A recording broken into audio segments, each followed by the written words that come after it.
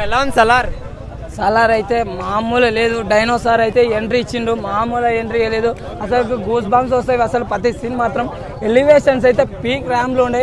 నేనైతే Indian box office బద్దలు కొట్టాలైతే నేను జాతకం చేస్తాను. లేదు కుర్రో కుర్రో అమ్మ పలుకు జగదాంబ పలుకు తల్లి అన్నా మన ప్రభాస్ అన్న మొత్తం రికార్డులు బద్దలు కొడతాడు, దంగలు దంచి కొడతాడు, బాబాల్ రికార్డులు బద్దలు కొడతాడు. అన్నకి తిరుగులేదు, డైనోసార్కి అడ్డు లేదు, మామూలు లేదు. ఎలివేషన్స్ అయితే ర్యాంప్ అంటే మామూలు ర్యాంప్ లేదు.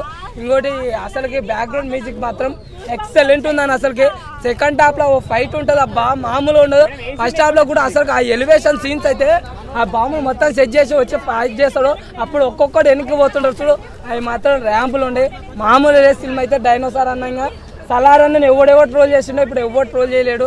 ఇంక ట్రోల్ చేసినాడు మన ఆపలేమో, ఎందుకంటే వేస్ట్ అయ్యాలని వదిలిపెట్టాల్సిందే తప్ప ఇంక నేను మాటలే మాట్లాడుకోలేదు. సినిమాకి వెళ్ళి చూడాలి. సంక్రాంతి గింక్రాంతి మొత్తము అంటే క్రిస్మస్ మన జనవరి 1 మొత్తం అయితే సలార్ హావా అయితే నడుస్తుంది. సినిమా అయితే బాగుంది, మంచిగా అయితే ఎంజాయ్ చేస్తాను.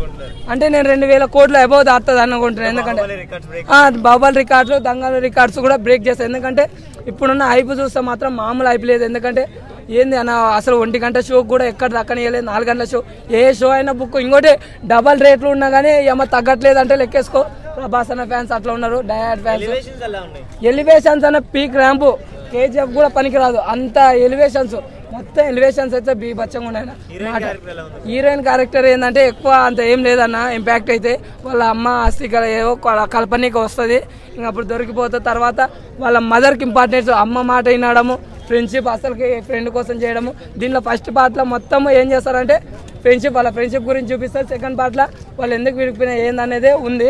ఇంకోటి ఏంటంటే లాస్ట్ క్లైమాక్స్లో ఏందనేది ఇంటర్ అనేది ఇచ్చినాడు, ఎందుకు వాళ్ళు బద్ద శత్రువు అయితే. అంటే సెకండ్ హాఫ్ అంటే ఫస్ట్ హాఫ్ బాగుంది, సెకండ్ హాఫ్ ఇంకా బాగుంది. అది పార్ట్ 2 వాళ్ళు అదే ఎందుకు బద్ద శత్రువులు అనేది మనకి ఇంటి ఇచ్చింది కదా, దాంట్లో ఎట్లా తీసుకోపోతారో ప్రశాంత్ నీల్ గారు అయితే మనం అయితే వెయిట్ చూడాలి. అదే అన్న మనం రివీల్ చేయకూడదు, అది ఏముందో మనం థియేటర్లో పోయి వాళ్ళు చూడని. అదే రేటింగ్ 5కి 5 ఇస్తాను.